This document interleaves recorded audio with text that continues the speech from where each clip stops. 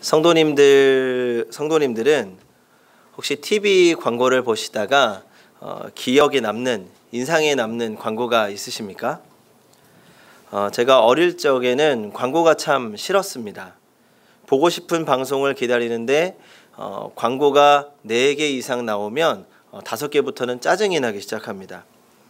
그런데 요즘은 이 광고도 참 재미있게 만드는 것 같습니다. 어떤 때는 광고만 보고 있어도 이 시간이 금방 지나가곤 합니다. 그런데 이 TV 광고를 하기 위해서 드는 비용이 정말 많습니다. 일단 CF를 찍기 위해서 유명한 배우나 가수들을 섭외하면 이 섭외 비용만 1억, 2억 이런 건 기본으로 들어갑니다. 또 실제로 TV에 광고하기 위해서 드는 비용이 시간별로 또 다릅니다. 아침 같은 경우에는 15초 광고하는데 한 400만 원 정도가 들어간다고 하고, 또 저녁 8시부터 11시까지 황금 시간대라고 하죠. 이 시간대는 15초 광고하는데 1,000만 원에서 1,500만 원 정도가 필요합니다. 그래서 회사들은 이 짧은 시간에 이 효과적으로 사람들에게 어필하기 위해서 이 수많은 고민을 합니다. 한마디로 이 CF 한 편에는 모든 마케팅 전략이 녹아있는 마케팅의 집합체라고 할 수 있습니다. 그리고 이렇게 비싼 돈을 들여서 광고하는 만큼 이 광고의 효과도 굉장합니다. 우리는 광고의 영향을 받지 않는다고 생각할지 모르지만 우리도 모르는 사이에 영향을 받게 됩니다. 그래도 저는 광고 별로 영향받지 않습니다 라고 하실진 모르겠습니다. 예전에 한 10년 전쯤인가요? 10년 좀 더 된 것 같은데 2%라는 음료수가 한참 유행을 한 적이 있습니다. 이 복숭아 맛이 나는 이 투명한 음료수인데 요즘도 팔고 있습니다. 처음으로 이 복숭아 음료수가 나와서 정말 많은 사람들이 사 먹었습니다. 이 당시에 이 음료수 CF의 중요한 컨셉은 사람이 몸의 수분이 2% 이상 부족하게 되면 이 갈증을 느끼게 된다고 하면서 만약에 당신이 갈증을 느끼면 2%라는 음료수를 마시면서 이 갈증을 해결하라라는 내용이었습니다. 이 광고도 너무 잘 만들었고 음료수는 선풍적인 인기를 끌었습니다. 그래서 당시에 사람들이 목마르면 2%가 부족해 라고 이야기하면서 2% 음료수를 사 마셨습니다. 심지어 어린아이들도 목이 마르면 목말라가 아니라 엄마 나 2%가 부족해 이렇게 이야기했습니다. 그렇게 한참 인기를 끌고 있는데 다른 음료수가 나왔습니다. 예를 들어서 식혜 같은 경우에는 맨 처음에 비락 식혜가 나왔고 그 다음에는 종갓집 다른 브랜드에서도 같은 식혜 브랜드를 만들지 않습니까? 마찬가지로 이 2%와 비슷한 음료수가 나온 겁니다. 이번에는 그 이름이 O2라는 음료수였습니다. 이 산소라는 뜻을 가진 음료수로 2%하고 똑같이 복숭아 맛이 나는 투명한 음료였습니다. 그런데 이 O2가 나왔을 때 TV 광고가 재미있었습니다. TV에서 이 한 친구가 옆에서 투명한 음료수를 마시고 있자 다른 친구가 와서 이렇게 이야기합니다. 너 그동안 물 먹은 거야. 무슨 뜻입니까? 2%라는 음료수는 음료수도 아니고 그냥 물이나 마찬가지다. 그거 마시지 말고 O2라는 음료수를 마셔라. 이런 의미를 담은 광고였습니다. 그런데 이 광고가 나오자마자 실제로 2%라고 하는 음료수의 판매량이 급격하게 떨어지고 O2의 판매량이 늘기 시작했습니다. 그러면 2% 측에서도 가만히 당하고 있을 수는 없잖아요. 그래서 2%에서도 다시 광고를 만들었습니다. 그 광고에서 주인공으로 마지막으로 한마디 합니다. 혹시 기억하십니까? 날 물로 보지 마. 그리고 그 광고가 나가자마자 다시 2%의 판매량이 폭등하고 올라갔고 O2는 지금 사라져서 보이지도 않습니다. 그 이야기를 들으면서 놀랐습니다. 정말 사람들이 광고에 영향을 받는구나. 우리는 냉정하게 판단한다고 생각하지만 우리는 주변에 있는 것으로부터 무척이나 쉽게 영향을 받는 겁니다. 그래서 이 광고 한 편에는 사람들의 마음을 움직여서 상품을 사게 만들기 위한 수많은 전략이 함축되어 있습니다. 이렇게 한 편의 광고에 수많은 전략이 있는 것처럼 사탄도 사람을 유혹하고 낚기 위해서 수많은 전략을 사용합니다. 저는 오늘 말씀을 보면서 사탄 진짜 똑똑하고 영악하다라는 생각을 했습니다. 마태복음 4장 8절과 9절을 한번 같이 읽어보겠습니다. 시작. 마귀가 또 그를 데리고 지극히 높은 산으로 가서 천하만국과 그 영광을 보여 이르되 만일 내게 엎드려 경배하면 이 모든 것을 내게 주리라. 지금 사탄이 예수님한테 가서 만일 나한테 엎드려서 절하면 세상의 모든 것을 주겠다라고 이야기합니다. 그런데 여기서 우리가 한 가지 생각해 볼 문제가 있습니다. 그냥 예수님이 지금 현재 광야에서 시험을 받고 있지 않습니까? 사막입니다. 허허벌판입니다. 여기서 그냥 시험을 예수님께 물어봐도 되는데 사탄은 예수님을 일단 지극히 높은 산으로 데려갑니다. 그리고 그곳에서 세상의 멋진 모습을 보여주면서 예수님께 질문을 던지는 거죠. 이게 전략입니다. 사람들은 눈에 보이는 것에 굉장히 약합니다. 견물생심이라는 말이 있죠. 일단 물건을 보게 되면 마음이 생긴다는 말입니다. 예를 들어서 제가 여기에 계신 성도님들 중에 한 분을 이 앞으로 모셔다가 이 성도님 지금 앞에 나와서 노래 한 곡 멋지게 부르시면 제가 100만 원 드리겠습니다 라고 하면 하시겠어요? 안 하죠. 하십니까? 저를 믿어주셔서 감사합니다. 대부분은 안 합니다. 저를 못 믿고 제가 그렇게 100만 원이 있을 거라고 생각도 못 하거든요. 그런데 만약 제가 일단 앞으로 나오세요 하고 100만 원을 보여드리고 일단 손에 쥐어줍니다. 손에 쥐어진 상태에서 성도님 지금 노래 한 곡 멋지게 하시면 지금 손에 든 100만 원이 성도님 것이 될 겁니다 라고 이야기하면 어떨까요? 이전과는 좀 달라질 겁니다. 보이지 않을 때는 하지만 일단 내 손에 들어와 있으면 혹시나 하는 마음에 노래를 부르게 되는 겁니다. 그러니까 이게 사람입니다. 일단 눈에 보이고 내 것이 될 수 있을 것 같다는 생각이 들면 고민하게 됩니다. 사탄은 이런 사람의 약점을 이용해서 예수님을 유혹하는 거죠. 일단 산으로 올라가서 보여주는 겁니다. 자, 네가 지금 절하면 지금 네 눈앞에 있는 이 모든 세상과 영광이 너의 것이 될 거야. 사탄은 오늘도 우리와 이와 같은 방법으로 유혹을 하고 있습니다. 일단 우리가 원하는 것을 보여줍니다. 특히 대중매체를 통해서 우리의 욕심을 자극하고 있습니다. 최근에 한 TV 프로그램 덕분에 신혼부부들의 싸움이 증가했다고 합니다. 이 효린의 민박이라고 하는 프로그램인데 제주도에 살고 있는 이효리 씨의 집에 이 손님들을 모시고 이 민박을 운영하는 겁니다. 그런데 그 프로그램 중에서 이효리 씨와 이효리 씨의 남편이 이상순 씨가 너무나도 다정하게 서로에게 잘하는 모습을 보여주고 또 여유 있게 사는 모습을 보면서 이 현실의 부부들이 당신은 왜 저렇게 못해? 우리는 왜 이렇게 못 살아? 라고 하면서 다툼이 일어난다는 겁니다. 그 외에도 연예인들이 멋지게 사는 모습들을 보면서 우리는 현실적인 괴리감을 느끼지만 그러면서도 또 그런 삶에 대한 동경이 생기고 로망이 생기게 되는 겁니다. 자꾸 비교하게 만들고 우리가 가진 것에 대해서 부족하다고 생각하게 하고 갖고 싶고 누리고 싶게 만드는 겁니다. 실제로 그런 연예인 부부들의 프로그램을 보면 가끔 그 집에서 사용하는 제품들이 있습니다.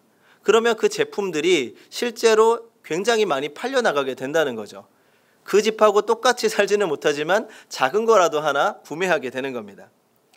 세상은 끊임없이 우리의 욕심을 자극합니다. 보여주고 더 가지라고 더 누리라고 이야기합니다. 그리고 말하죠.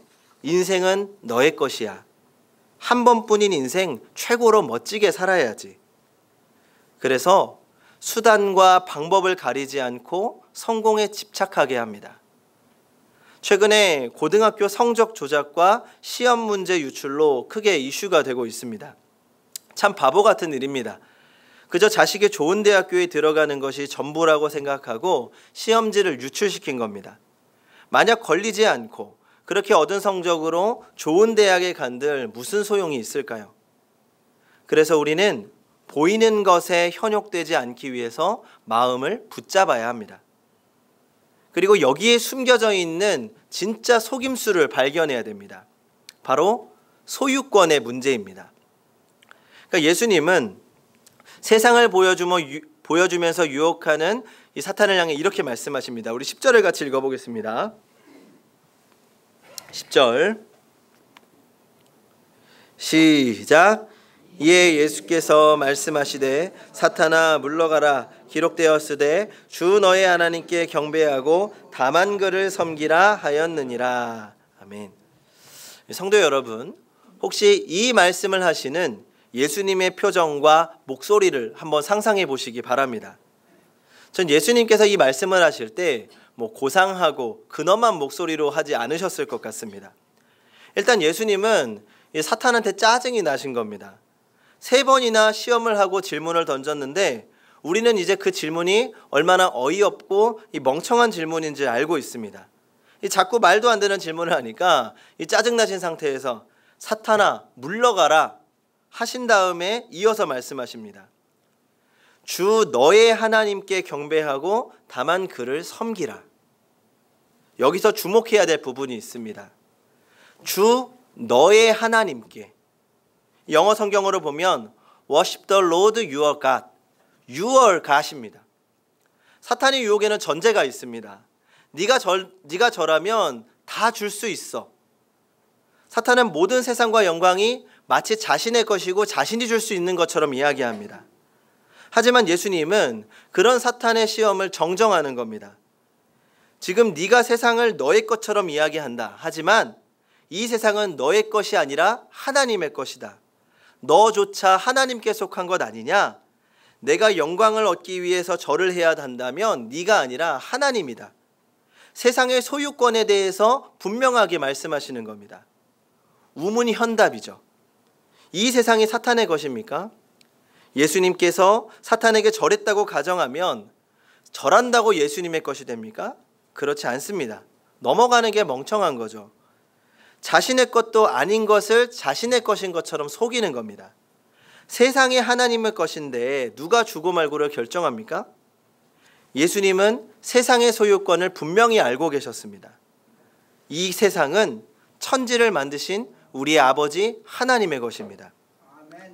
세상은 세상의 방법대로 살아야 우리가 원하는 것을 얻을 수 있을 것이라고 이야기합니다. 좀 더 경쟁하고 좀 더 타인을 희생시키고 좀 더 이기적으로 살아야 우리가 원하는 삶을 살 수 있다고 합니다. 그래서 잠깐 속이는 것은 우리에게 결과를 위한 과정일 뿐입니다. 결과만 나에게 좋으면 모든 것이 용서됩니다. 하지만 결국은 우리의 영혼을 파괴하는 과정이라는 것을 기억해야 합니다. 하나님의 백성은 하나님의 방식대로 살아야 합니다. 로마서 12장 2절입니다. 너희는 이 세대를 본받지 말고 오직 마음을 새롭게 함으로 변화를 받아 하나님의 선하시고 기뻐하시고 온전하신 뜻이 무엇인지 분별하도록 하라. 하나님의 백성은 결과와 유익이 아니라 과정이 하나님의 뜻 가운데 있었는지 관심을 가져야 합니다. 하나님의 백성은 먹든지 마시든지 무엇을 하든지 오직 하나님의 영광을 위해서 살아야 합니다. 성도 여러분, 우리가 섬기고 경배해야 할 분은 오직 하나님 한 분이십니다. 그분만이 우리의 주인이시며 그분만이 우리의 영광이 되십니다. 작은 유혹에 흔들리지 마십시오. 엄한 데 절하지 마십시오. 우리는 그분의 것입니다. 지금까지 3가지 시험의 유형과 우리 삶에 어떻게 시험이 찾아오는지를 나누었습니다. 이런 시험은 매일 다른 방법으로 다른 형태를 가지고 우리를 찾아옵니다. 그렇다면 이렇게 늘 찾아오는 유혹을 어떻게 하면 이겨낼 수 있을까요? 오늘은 모든 시험을 이겨낼 수 있는 한 가지 비법을 알려드리려고 합니다. 시험이 찾아왔을 때 이것 한 가지면 대부분의 시험은 이길 수 있을 것 같습니다. 그러기 위해선 우리가 그동안 찾아온 이 시험에 대한 공통점을 발견해야 됩니다. 첫 번째 시험이 무엇이었습니까? 뭘로 유혹했죠? 돌을 떡으로 만들라고 했습니다. 사람들에게 가장 기본적인 욕구 세 가지, 식욕, 성욕, 수면욕. 이 사람은 이런 기본적인 욕구가 관련되면 이기적이 됩니다. 그 사탄은 인간의 욕구를 먼저 해결하고 다른 일을 하라고 한 거죠. 그리고 두 번째로 사탄은 어떤 시험이었습니까? 뛰어내려라. 네가 뛰어내리면 하나님께서 천사들을 보내서 도와주실 거야. 이 얼핏 들어보면 예수님을 천사로 구하는 게 당연해 보입니다. 하지만 이 시험을 통해서 예수님과 하나님과의 관계를 뒤바꾸려고 하는 겁니다. 그러니까 예수님이 시험을 증명하기 위해서 하나님을 이용하게 되는 거죠. 다시 말하면 우리가 하나님의 도구로서 살아가는 것이 아니라 하나님이 우리의 도구가 되게 하는 겁니다. 그리고 세 번째로 절을 하면 세상을 준다고 이야기합니다. 조금 전 말씀드린 것처럼 이것은 소유권의 문제입니다. 이 세상을 인간이 갖고 인간이 마음대로 할 수 있을 것처럼 말합니다.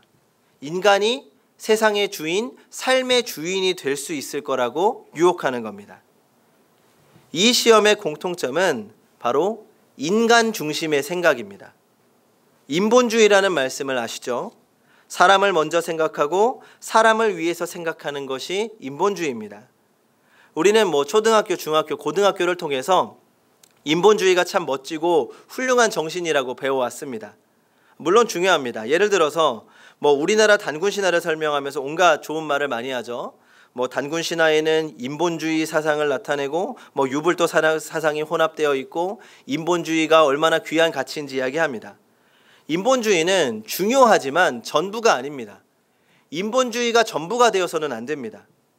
인간 중심의 생각이야말로 하나님과 사람의 관계를 엉망으로 만드는 가장 큰 적입니다. 어느 순간부터 우리는 사람에게 필요하고 사람에게 중요한 것이 최우선이 되었습니다. 그렇게 되면 하나님은 더 이상 첫 번째가 될 수가 없습니다. 하나님이 첫 번째가 아니라 사람이 첫 번째가 되는 겁니다. 인간 중심의 질문들이 몇 가지가 있습니다. 첫 번째는 우리의 욕심과 관련된 질문입니다. 우리가 하고 싶은 것들, 나는 담배도 피고 싶고 술도 마시고 싶고 때로는 주일 빠지고 놀고 싶은데 하나님은 왜 이런 걸 다 못하게 하는 거야? 하나님은 참 귀찮아.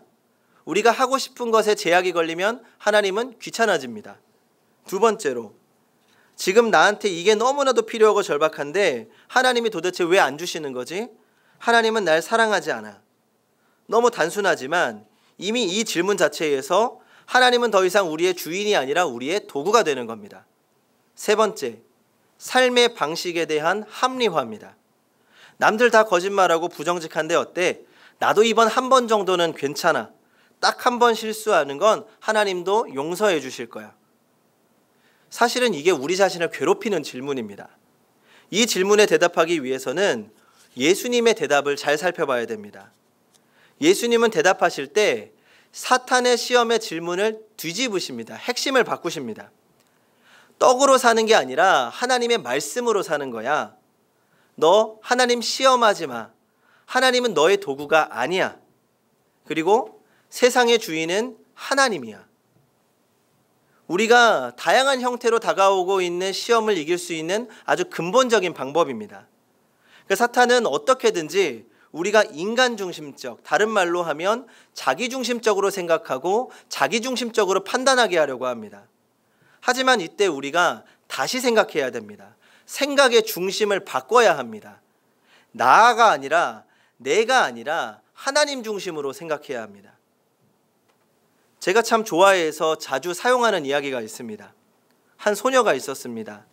이 소녀는 예수님을 열심히 믿는 아이였습니다. 소녀는 어느 때처럼 주일이 되자 교회를 가게 됩니다. 그런데 교회를 가던 중에 인형 가게의 인형이 소녀의 시선을 붙잡았습니다. 소녀는 교회에서 예배를 드리고 돌아왔지만 이 교회를 가던 중에 본 인형이 머릿속을 떠나지 않았습니다. 그래서 기도하기 시작했습니다. 하나님, 그 인형이 너무 갖고 싶어요. 하나님 저 사랑하시죠? 그 인형 꼭 저에게 주세요. 그렇게 며칠을 기도했지만 소녀는 그 인형을 가질 수 없었습니다. 소녀에게는 한 명의 언니가 있었는데 기도를 한 지 며칠이 지나도 일주일이 지나도 응답이 없자 동생을 놀리듯이 물었습니다. 야, 넌 도대체 왜 그렇게 하나님께 기도하니? 하나님께서 아무런 대답도 하시지 않잖아. 이제 그만두는 게 어때? 그러자 소녀가 대답했습니다. 아니, 하나님께서는 지금 나에게 안 된다고 말씀하고 계시는 거야. 전 이 소녀의 대답이야말로 하나님 중심으로 생각하는 아주 모범이라고 생각합니다. 우리는 우리가 원하는 기도의 응답이 원하는 때 이루어지지 않으면 기도의 응답이 없다고 이야기합니다. 아직 응답이 없다고 이야기합니다. 하지만 하나님 중심의 사람은 기도의 응답을 기다리는 것이 아니라 하나님께서 왜 아직 응답하지 않으시는지에 대해서 이해하려고 합니다. 침묵 속에서 하나님의 뜻을 이해하려고 하는 겁니다. 자기중심적으로 세상을 이해하기 시작하면 하나님은 불필요한 존재가 됩니다. 인간 중심적으로 세상을 이해하기 시작하면 하나님은 이 아프고 힘든 세상에서 왜 내 삶에 아무것도 안 하고 침묵하시는지 원망스럽게 됩니다. 우리는 사회에서도 가정에서도 많은 갈등을 겪게 됩니다. 그때마다 고민하고 힘들어할 것입니다. 하지만 그 고민 가운데 우리의 욕심과 자기중심적인 생각이 있다는 것을 깨달아야 합니다. 그리고 그때 우리는 다시 한번 생각해야 합니다. 하나님께서는 어떻게 생각하실까? 하나님께서는 무엇을 기뻐하실까? 하나님께서는 무엇을 원하시는 걸까?